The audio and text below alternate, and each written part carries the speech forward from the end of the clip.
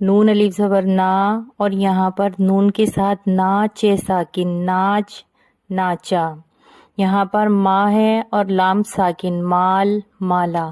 میم کی اپنی آواز ہے، لام کی اپنی آواز ہے. یہاں میم الف زبر ما، لام ساکن، مال. لام حروف ساکن کہلائے گا.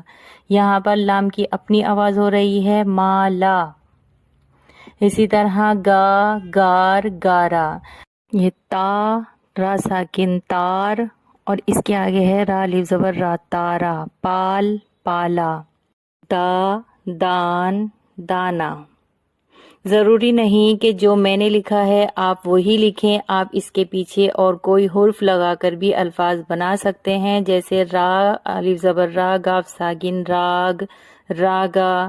شام، شانہ. نون ہٹا کر آپ یہاں میم بھی لگا سکتے ہیں، شام ہو جائے گا. اسی طرح سے اور بھی